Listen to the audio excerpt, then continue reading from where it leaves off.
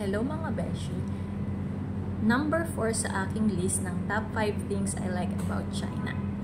So, ang number 4 natin ay yung services. Dito, napaka-smooth lang ng mga services nila. Kung pupunta ka sa munisipyo, kagaya halimbawa, nung nagpakasal kami, wala pang 30 minutes, tapos na yung kasal. Nag-fill up lang kami ng form and then nagpirmahan lang kami. Tapos, inantay lang namin na i-print nila yung aming red booklet or yung marriage certificate.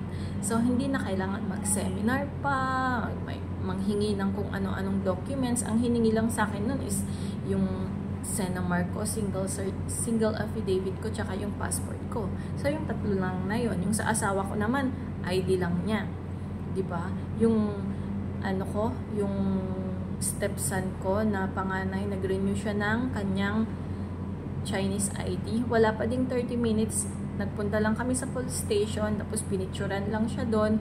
Tapos ayun, binigay na sa kanya yung laminated na yung parang ATM card na ID card nila.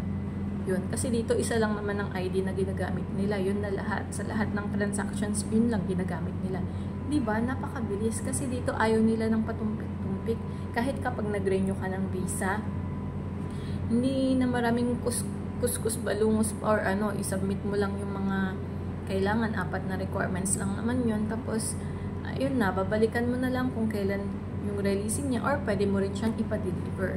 So, dito lahat ng services mabilis lang.